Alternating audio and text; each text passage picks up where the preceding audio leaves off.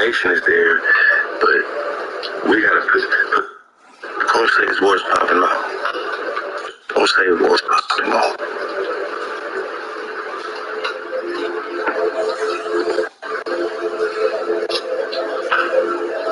Chickamauga war popping off. So when they're breaking up 1813 years, when the Kentuckians won the Battle of Thames, Thames, Thames. Right, and this disaster which befell the Americans before both of these battles filled the public mind with a despondency which hung like a funeral pall over the sorrow and patriotism.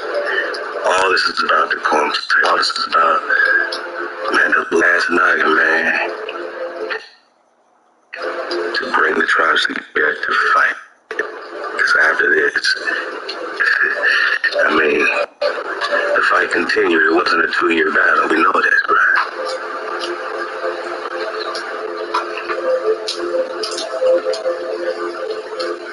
After this fight, which was the continuation of the Barbary Swanite fight, right? Hebrew word of the day. The continuation of these 20 years of Chickamauga War, we're going to get back into Chickamauga. I mean, just surf the way.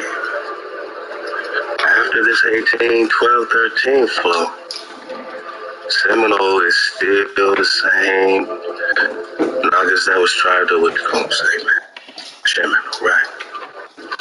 They was rocking it steady, shoulder to shoulder, right? So the pirates, we got this before, still the same Swanites, the same Barbars. These are the Barbars, which they later called barbarians. They just mean swine.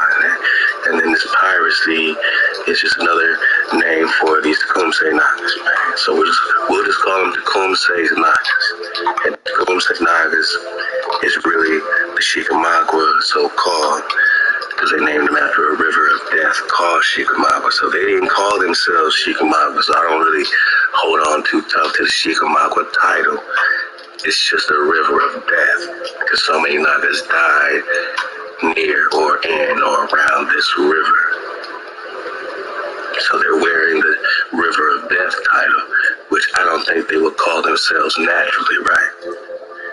So who are they? Are we just talking the Hebrews, right? Are we just talking Israel, sons and daughters of Jacob? So after this Tecumseh War, 1813, these same Seminoles, these same Creeks, these same Cherokees, this is still Tecumseh's Nagas. So this was our last fight, fight, you know what I mean? You didn't have time to be a slave, you was still under Tecumseh and the priest crown at the time. And the Tecumseh came to continue the fight for Nagaville. When they felt like they had a handle in North America, so-called, now they're invading Mexico, my Naga. Let's take our time with this, because this is a story that is not told in our schools, right? I mean, the information is there, but we gotta put it together. We gotta piece it together. You know, that's not, those puzzle pieces aren't even put or presented before us, you know, for us to put the puzzle together. That's what I'm saying. So now they invade Mexico. See what I'm saying? Mexico, right? First they had to do all this Oklahoma, Indiana, all this four corner business, you know what I'm saying? All this business, from the Texans and all this stuff, right? Then they go into Mexico. Okay. We're going to get back on the Indiana flow, the Morocco. I'm going to go right into that, actually. Let's go. I'm having fun, obviously. When I don't drop for a while like this, I feel like, man, I got so much drop, you know what I'm saying, to get out, just stored up drops. So just excuse me if I'm a little overexcited. I don't want to be over dropping. Y'all let me know if I'm over dropping.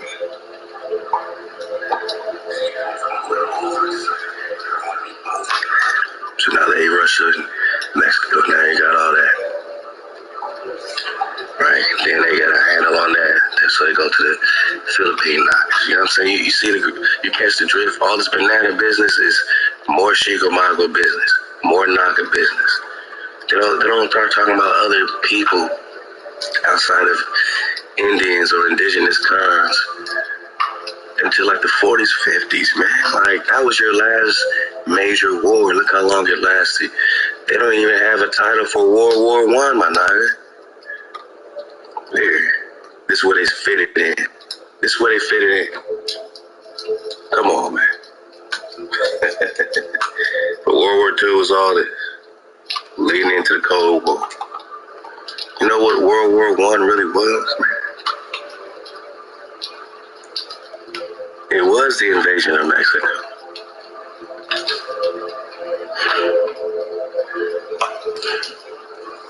All this is when they're finally kind of, expanding the boundaries outside of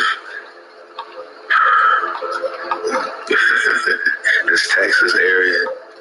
Yeah, I mean, California, Nuggets, and Arizona, Utah. When it got out of that, it became World War One. We got these Nuggets, we got the Philippine Nuggets. Now we got the Banana Wars. We'll call it Banana. Banana. Mexico. Banana. Now what's World War II about? Just nuking dragon layers and nuking Nagas everywhere else. If all this was about you, my God, if all this is about you, it don't stop, right?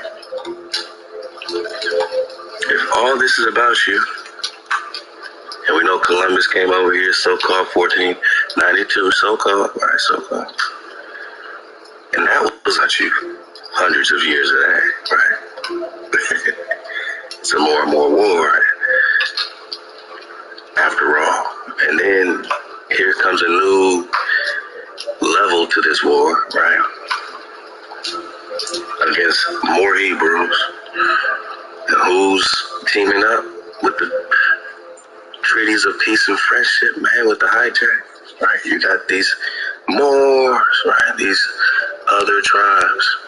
Confederacy, Psalms 83, got it. So if Columbus was backed by the Moorish or Moor or, what they would call Dirty Moor or whatever you want to call it, Moabite, Canaanite, whatever it was, it never stopped. That same lineage connects to the Genghis Khan invasion and the Charles V, Charles Canto flow, obviously the Columbus, yada yada, all the way up to this. Their treaty is a long-lasting treaty. It's the same people, it's the same, it's like the chessboard. Black is white and white is black. I mean, don't black mean pale? And don't white mean, can't white mean demon, right? Wicked. Can't black mean wicked too? Like, white is black if you're on their chessboard. It's the same people, man. There was no revolution to end the power of so-called blacks and now the white people got power. No, man. That didn't happen. That didn't happen.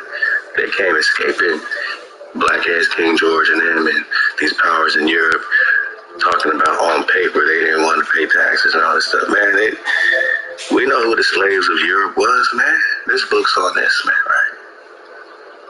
We know who's running things. You telling me these people that was running things, so they don't run things no more?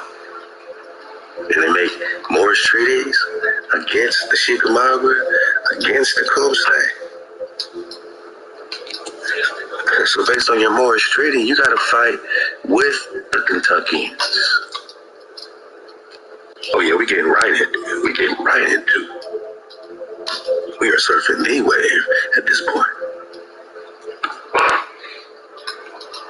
Let me get my water, man. It's getting good.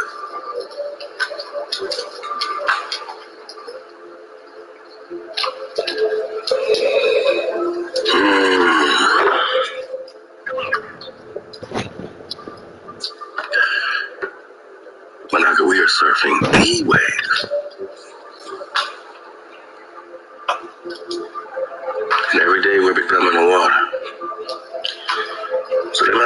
Cherokee that are doing these treaties. Remember the Cherokee that didn't do the treaties are the Chickamauga by default, right?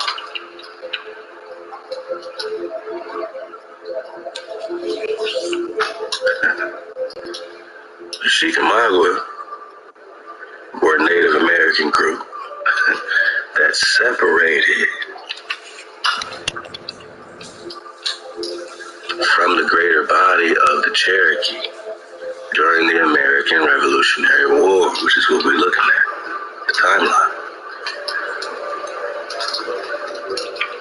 Then we'll get into Dragon Canoe, but focus on this separation, man. This is real clear. The Chickamauga separated. They are a separate group. Mainly because the rest of the body, the majority of the Cherokee people, chose to make peace with the hijack Americans, so-called American corporation near the end of 1776. Slow down, drop, it's getting good. This is our investigation, back. We don't care about your thoughts. We don't care about your feelings. This is our investigation into us. We can have that without you. We can have a lot of things without you, Hijack City. Oh, you'll see. You'll see.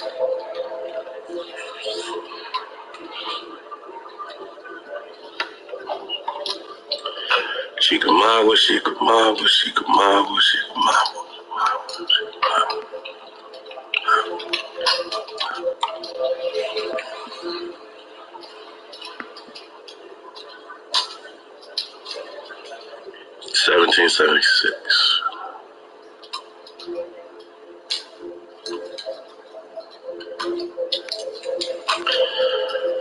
1776. The majority of these Nodis and Americans that were not, for the most part, because there's always exceptions, but I'm just painting a picture. Right? Outside of Israel, speaking real clear to my Nodis, outside of Israel, just like they say, President John was, surrounded by enemies, right? King David was always surrounded by enemies, but he had to have them in check. He was the Rex Negus. Even the sultans were paying tribute to the Preston. As a title, you don't get higher than the Preston. Just like the Pope is the current Preston, right? And as a title, there's nothing higher than that. I mean, there's the Black Pope and different things. But as a title, and the title he's usurping is the Preston. Right, the Pope is pretending to be Prester John, who is the Emperor, the Rex Negus, because he's the king of the earth, you understand? David, in this realm, holds the keys, because he's the anointed Khan forever. We got that, right? We got at least 4 witnesses, right? I mean, David himself is just breaking that down in Psalms 89, my night. Psalm, we're talking about a covenant that is with the house of David forever. Ezekiel 37 is talking about the covenant of peace, 2 sticks coming together, 1 shepherd. So is Ezekiel 34. So is Hosea 3, saying you're going to return, seek the Creator first.